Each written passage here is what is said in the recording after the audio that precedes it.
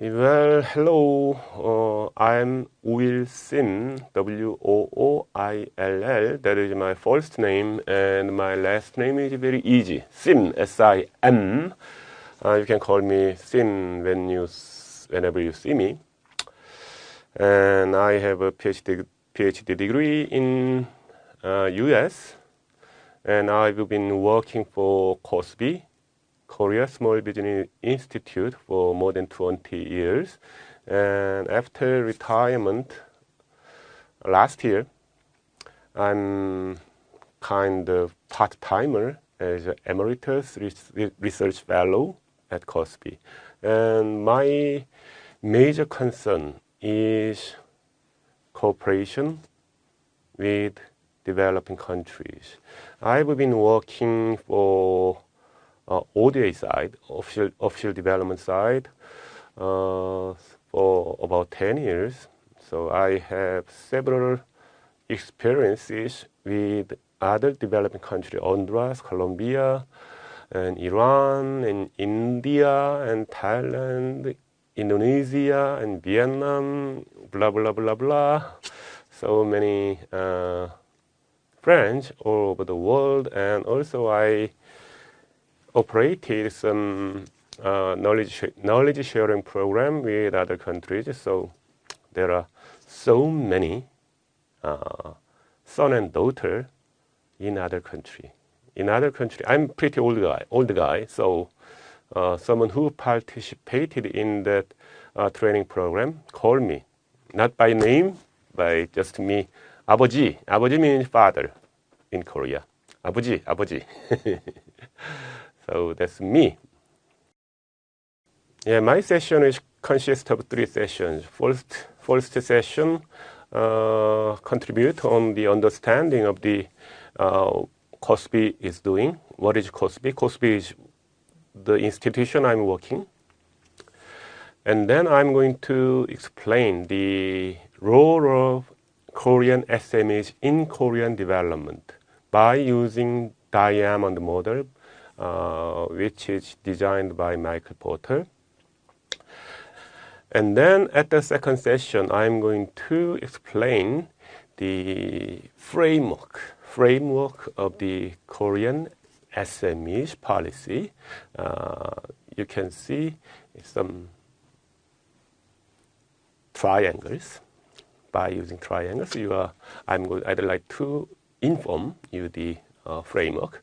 And then thirdly, at the third session, I'm going to introduce some major policies in each category, like finance, marketing, exporting, human capital, and technology, etc. And then I'm gonna give you a brief description of the major program and the major implementation agencies which agencies are doing the implementation of SME policy in that category field,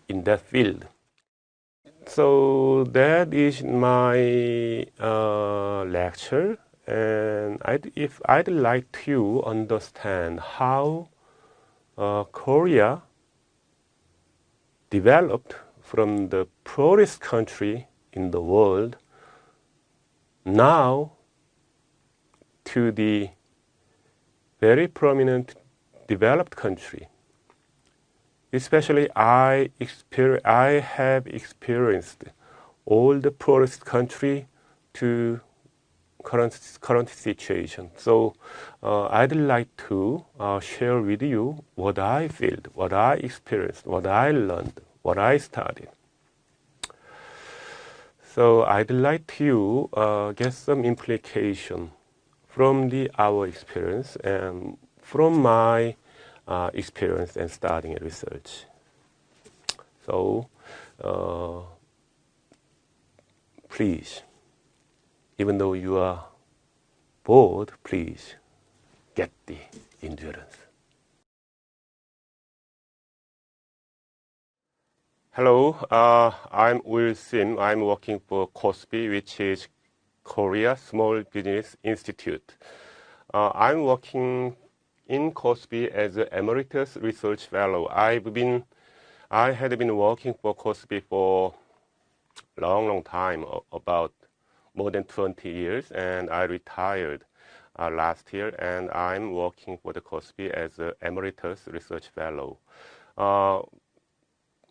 It is very unfortunate to see you guys through screen instead of face-to-face meeting. Because of COVID-19, we cannot see each other. I mean, we cannot see each other face-to-face, but non-face. So this is the situation what we are in. So I'd like to deliver what I learned and what I studied in COSBY for the development Korean small and medium businesses. So first, I'm going to start with the introduction of COSBY and what is the COSBY I'm working for is doing in Korea. And then I'm going to explain the role of SMEs in Korean development. And then in the second session, I'm going to explain about the framework of Korean SME policies. And then in the third session, I'm going to explain what the major policies and what is the major institution which is implementing the Korean SME policies, like finance policy and startup policy and human capital and blah, blah, blah, export and marketing, all of them. So let me just start with the introduction of COSBY.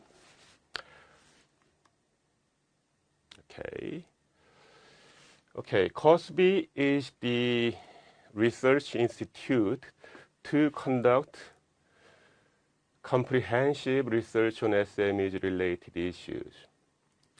And we provide some policy implications and direction for policymakers. We are working for the policymakers in Korean government, which is MSS, called MSS, Ministry of SMEs and Startups. And we contribute to the development and enhancement of Korean SMEs competitiveness. And these are our history. So, but I'm gonna skip the explain of our history. Then our function of COSBY is explained by three major divisions. First, research, and second, SMEs and international cooperation. SMEs it seems like my name, but I'm going to explain later about that. We do research. What is the research? What we do is suggestion for new policy. And we study what the other countries are doing for SME development.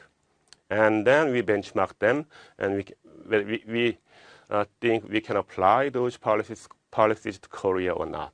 And then we do also policy evaluation.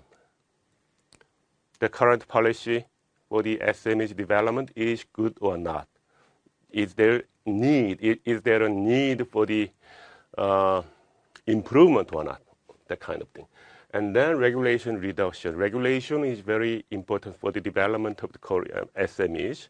So we research whether we can deregulate the government make. Okay? And then LE, large enterprise and SMEs, harmonized growth. It's very particular thing in Korea. So I'm going to explain that thing, harmonized growth, later. And then cooperative development, because SMEs are small, they are weak. So they make a federation or cooperatives. And then they gather their capacity to, buy some natural resources or inputs together, and then, or they can the SME cooperatives can make their own common brand, and then they can sell their products under the common brand. We research the topic about this, and then let me explain about the SMEs. SMEs is SMEs Policy Integrated Management System. My name is Sim, S-I-M, so SMEs means just a plural of me, but that is totally different. This is Operation SMEs Policy Integrated Management System. This is very unique system we had. What that system do is, well, in Korea, there are so many SMEs policies generated by ministries and also local governments. So it's not countless, but there are so many SMEs policies about financing, marketing, exporting, human capital, and technology development. So if as an SMEs owner, you don't know which supporting policy is feeding me. Okay, so it's like we provide kind of portal system. Each policy is shown by category and by region, by ministry, by firm size. So when you just type in financing support, then every financing support is on the screen. So you can read the all the document on the screen, and then you can choose. Oh, this policy is very fitting, appropriate to my SMEs kind of thing. And then that is the demand side of the SIMS system. And supply side is what we do is the government officials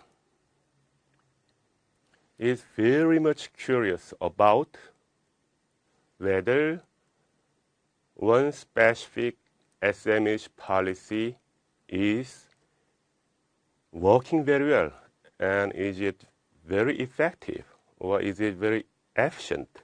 How that supporting policy affect the SMEs performance?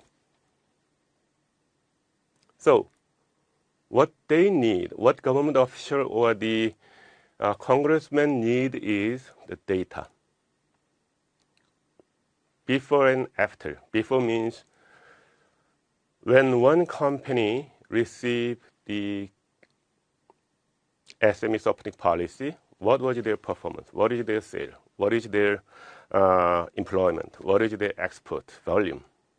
And then after one company received the government policy, for example, financing support, how that supporting policy, supporting program change the performance of the SMEs kind of thing in terms of sales and sales and turnover, exporting volume, and employment. We gather those kind of data from the SMEs who receive the government policy, government program. So recipient and non-recipient. We also collect the data from the non-recipient. So we compare the performance of recipient and non-recipient SMEs. So then we can evaluate the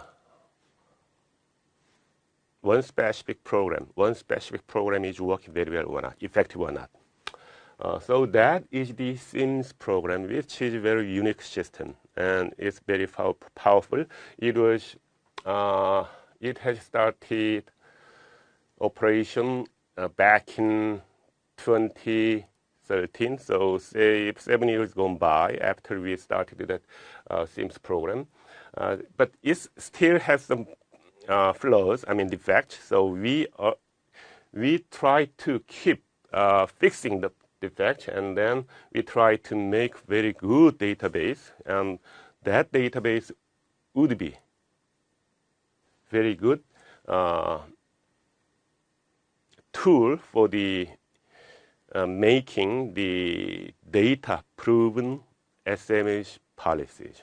Okay, so that's the function of SMEs, and then we do evaluation of policies and international cooperation. Cooperation with you guys, cooperation with international, France, developed country, and FTA. We do also research FTA-related issues and ODA like this program, and sharing Korean good practices. Okay, that is the main function we do. The COSBY do in research field. Okay. Now, let me ask you one question. This question is very challenging. Where does the source of the national wealth come from? Before we start explanation of the Korean development from 1960 to current years, then I'd like to ask you, what is the source of national wealth? Where does it come from? Think about it. I'm going to take a sip of coffee.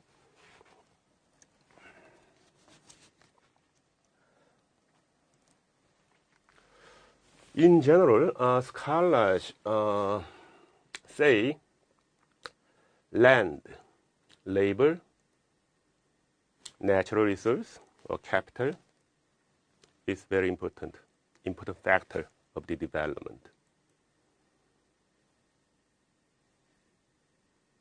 What else? I'd like to ask you. The thing is, the most wealthy countries like Norway, Netherlands, and Swiss in Northern Europe, they are very rich country, as you know. Does they have the land or natural resources? They do have very huge land. Their per capita income is more than $70,000 per capita. They are very rich.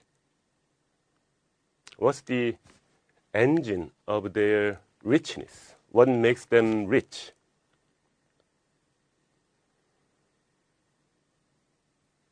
So let me ask the next question. Which factor is more important? Which factor is more important in development and wealth of the nation? Endowment, like land, natural resources is important. But when we look back of the development of the countries, we can conclude endowment is not much important. It's not much that important. So let me explain. Resource curse versus disguised blessing. For example, natural resource abundant country like Argentina. In Argentina, people can make money very easily. If they work, they can make money easily because they have a lot of natural resources. But Taiwan, Korea, Singapore, back in 1960, back in 1970s, Korea and Taiwan and Singapore does not have much natural resources. They have just Korea, especially in Korea just have cheap labor, a lot of cheap labor, unskilled labor. So, but there was not much job provided to the cheap labor at that time before the Korea started development at the beginning of 1960s. So it was very hard to make money in Korea at the time. But when you see the current situation, current world, Singapore, Taiwan, and Korea are the very prominent countries from underdeveloped to developed country. What makes those countries developed?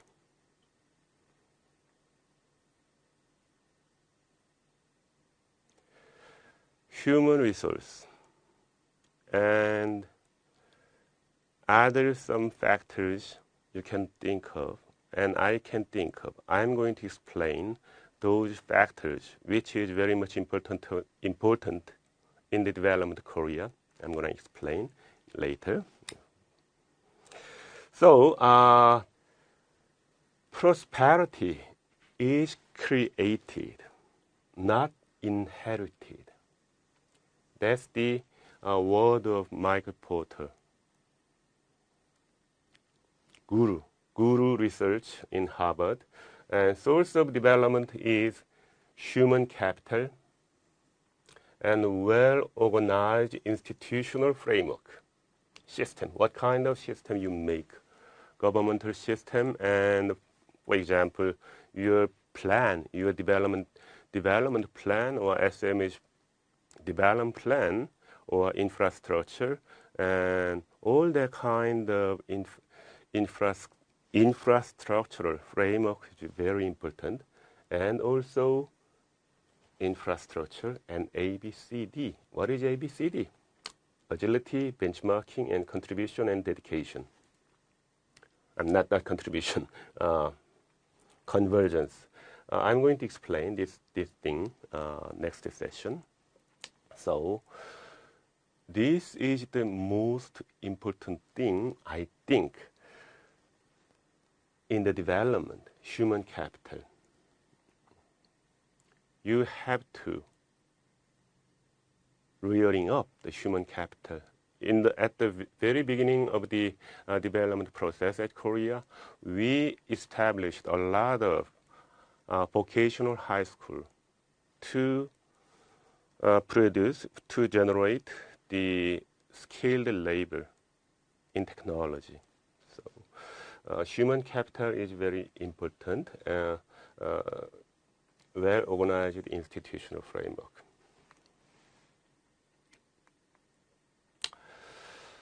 Now, I'm going to explain the role of SMEs in K development. Korean K development means Korea development. And diamond model is devised by Professor Michael Porter. So let me just briefly explain about the diamond model by Michael Porter. There are 4 rectangles, far left-hand side. Factor condition is kind of supplying condition.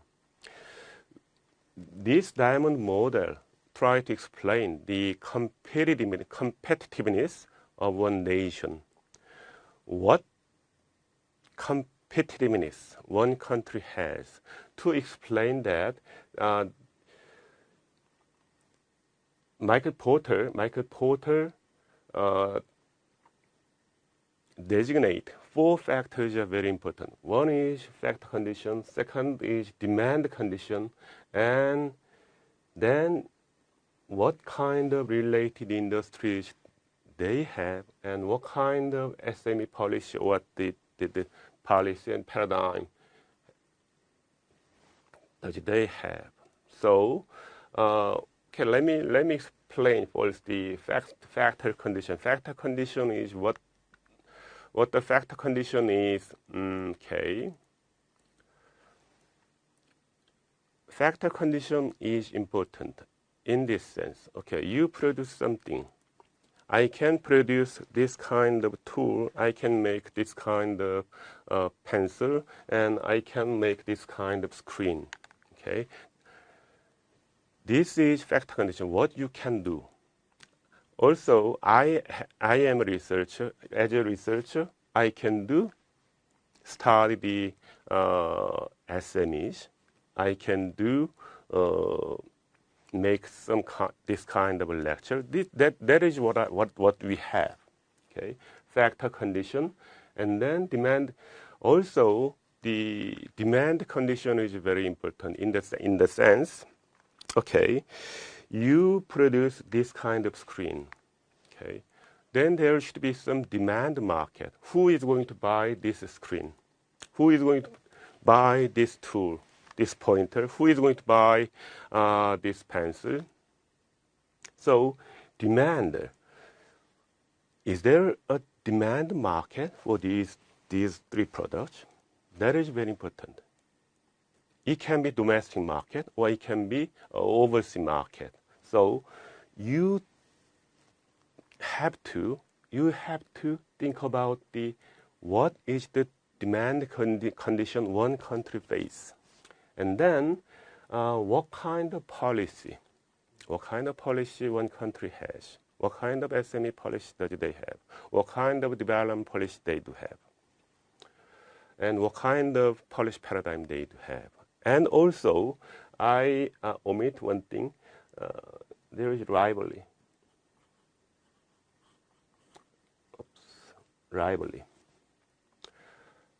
In Korea, in the process of development of Korea, we do have a very strong competitors like Taiwan, Singapore, Hong Kong, and Japan. They are our competitors. To win the competition with those countries, we have to work hard. Okay, so rivalry and competition is very important thing.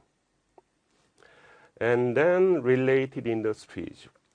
What kind of related industries you have? You have enough railways. You have enough ports.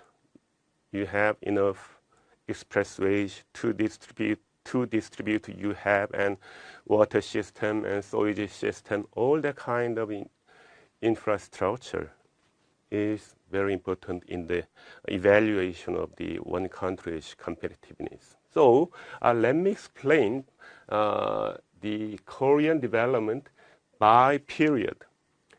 What we have during 1960s-70s as a factor condition, and then what we had demand condition during 1960s and 70s, overseas market and domestic market. And then by period, I'm going to explain what the circumstance we did have. Okay, let me first explain the factor condition during 1960 and 70. Okay, Korea does not have high technology. Even we don't have the medium technology. What you have is very low technology. At that time, we can produce just toy, dolls, wig, and garment, shirts. That's all. Very light industry.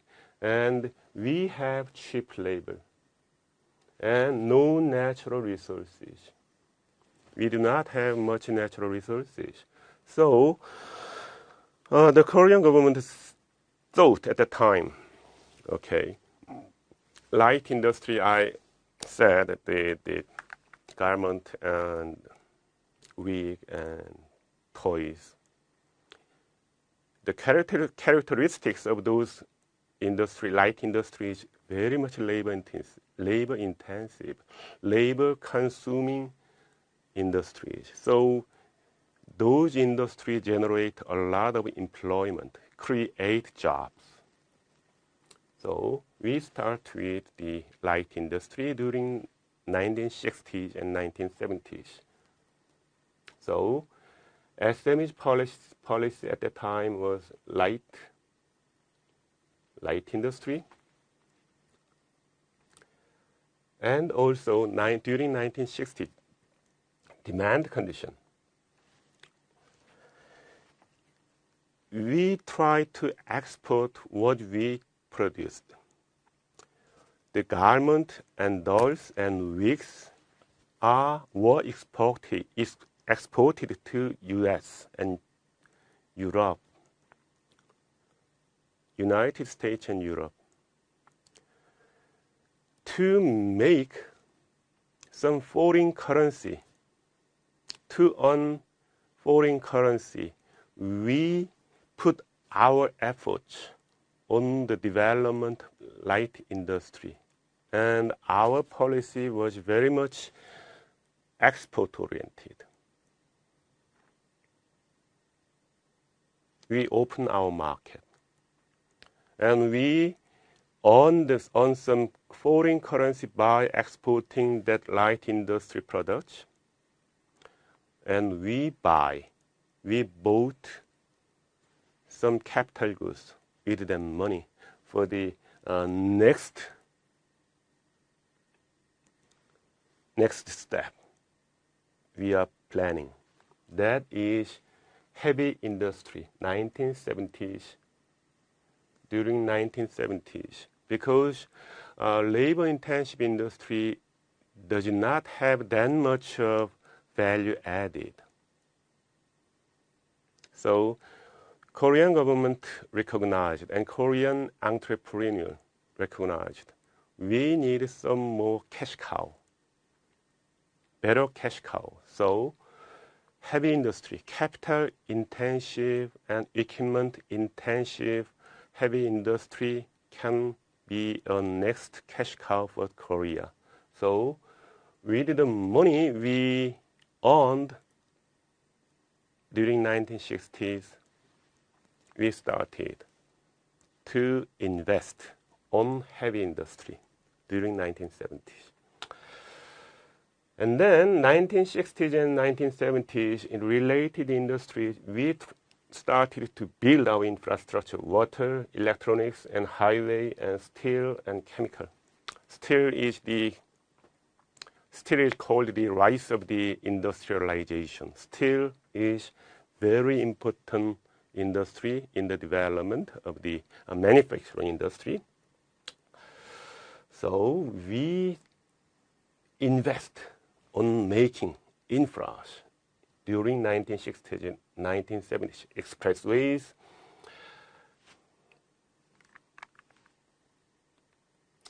Okay, this is some picture. Expressway, and this is the expressway, city expressway, and this is the expressway connect Daejeon and Jeonju, and this is the some musical instruments making company factory, and this is a pottery industry. They are the young ladies are working in that, pottery factory. And during 1970s, steel and shipbuilding industry, and this is Pohang steel company. It's called POSCO. So this is the our main industries during 1970s. Now let us see the demand condition. Demand condition during the 1960 and 70 was the OEM, original equipment manufacturing. We just produce what we ordered by a multinational company like Sanyo, Panasonic, and even Nike and Adidas. That kind of multinational company ordered to Korean SME. Okay, please make this order until what time? Under my specification. Okay, then those products are sold under their brand name. And also, I have to mention the oil dollar. During 1970s, there were two oil shocks in 1973 and then 1978. after Middle East war, the OPEC, Organization of Petroleum Exporting Countries, made a decision. Okay, we are not going to be under the pressure of major oil extracting companies of the United States, Exxon, Mobil, all the kind of major petroleum companies. And then one night, they quadrupled the petroleum price per barrel from $2.95 per barrel to $12 per barrel. So, and also there was oil shock during 1978. So all the world economy goes on halt, goes to the recession. And Korea was very much dependent on the exporting. So U.S. cut their importing some garments, the imports from Korea. So we were at very risky position at that time. But the Middle East countries, Iran, and Saudi Arabia and Libya and Iraq started to build their own infrastructure. Oil pipelines and ports and expressways. So they started to build, the Middle East countries started to build their own infrastructure for their own development. But they do not have labor, they do not have capital, they do not have technology. So Korea participated, and Korea captured or seized that opportunity to make foreign currency in the Middle East. It's called oil construction boom. So many Korean workers went abroad to make money, for construction of oil pipeline and port in Middle East. So that is the kind of seed money to boost our heavy industry. And then let me go over to the 1980s and 1980 and 1990s. With the experience of the development of the light industry, we built some, base or foundation of the better development, more development, which is we know some medium technology industry. So we focus on the medium technology industry, and also skilled labor was reared up. So we do have skilled labor, and price to quality. Till the 1980s, Korea competed with other countries in terms of price, low cost, low labor cost, not the quality. So all the Korean products sold in abroad was cheap ones. Korean products was not sold in the Fifth Avenue or very high fashion, the mall or department store. They are sold just in the traditional market or Walmart as a cheap ones. But cheap products does not generate a lot of money, the value added, not much value added. So Korean entrepreneurs started to think we have to make high value added products. Okay, let me show you the very much symbolic incident taking place in Samsung. Do you remember Samsung Anycall? somebody who is older than 40 years, 35 to 40 years, you can remember Samsung Anycall. Samsung Anycall was very much famous cellular phone at the time. But CEO of Samsung got some report. We do have too much defect. Our product is very much defective. So Samsung CEO of Samsung decided, okay, it's the time we change. Okay, price competition, low cost. Okay, take that away from our paradigm. We have to make the best quality product. We have to say adieu or say goodbye to low quality. So this is the one symbolic incident. That CEO gathered, piled up Anycall, Samsung Anycall, worth of more than $50 million. He burned.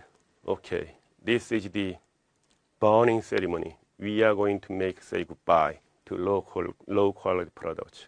So after this incident, symbolic incident, Korea concentrate or focus on the quality.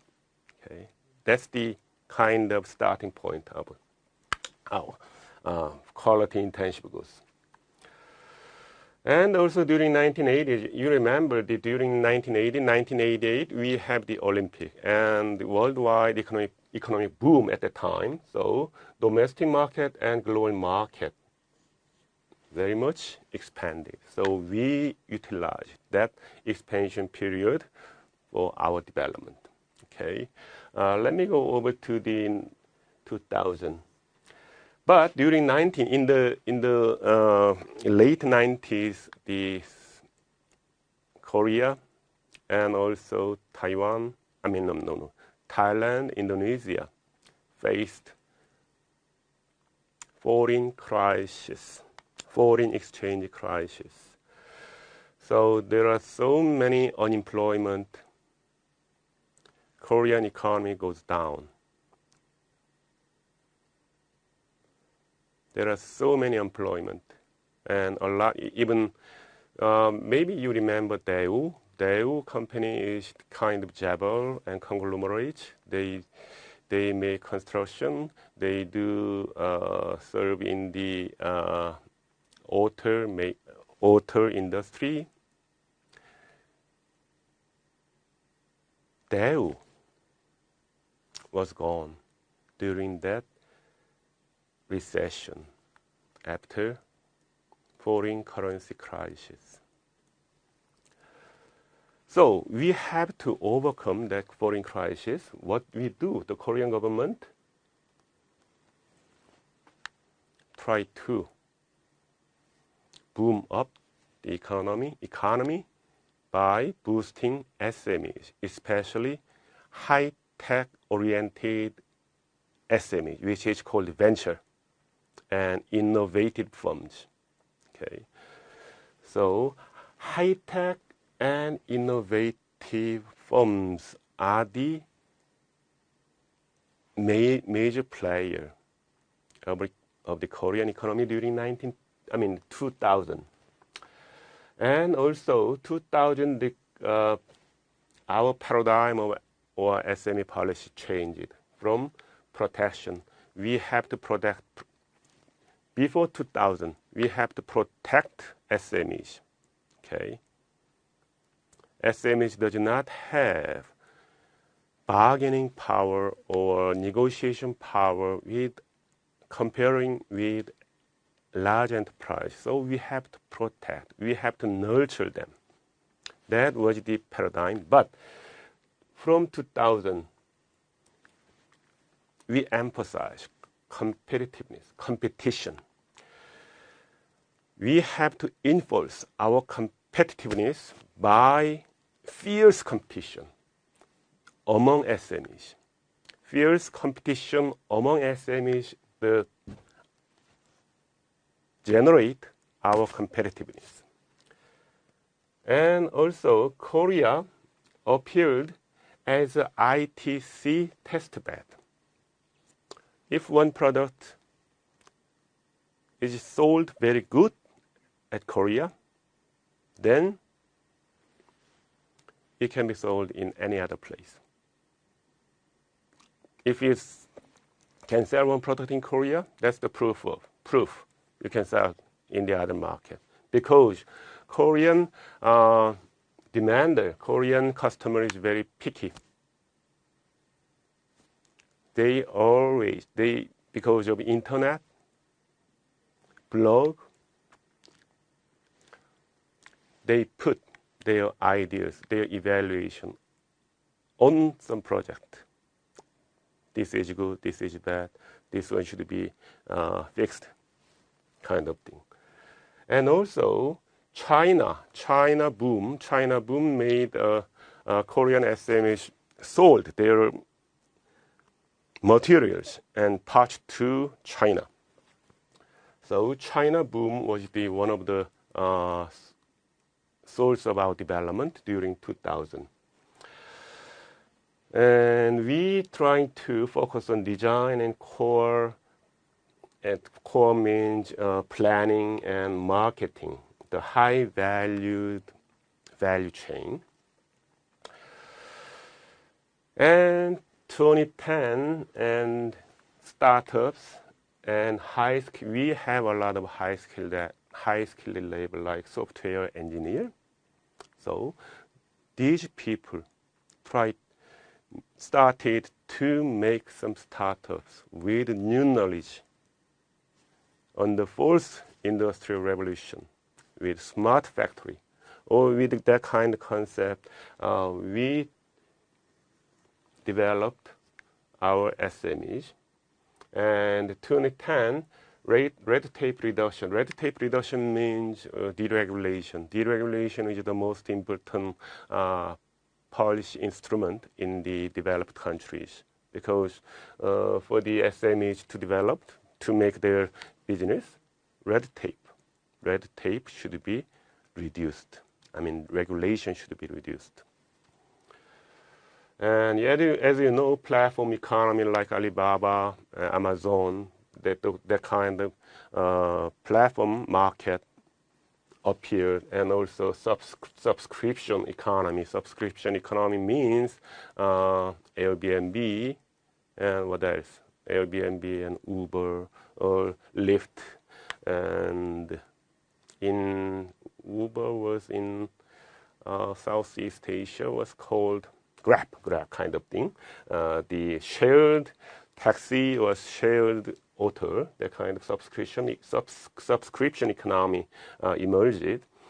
And in Korea, as a related industry accelerator for the startups for the one startup to grow very quickly or fast, the accelerator gave some education and some lecture and give them some advice, and the accelerator also introduced one startup to venture capital, and venture capital and network is very important.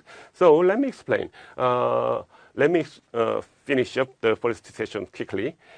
So SMEs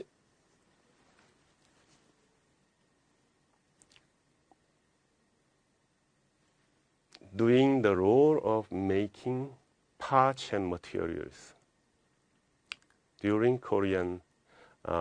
early Korean development era. And large enterprise assembled, and they produce very important main part. In automotive industry, large enterprise make engine or transmission. Small and SMEs make brake pad, the rim of tire, all that kind of low technology or medium technology goods. So, what is the matter is subcontracting. Subcontracting means large enterprise made an order to SMEs. Okay, I need this part, this brake pad, 1,000 brake pad till the end of September. Okay, then after receiving that order, SMEs make that brake pad on time. They supply their parts to LEs. What happened was,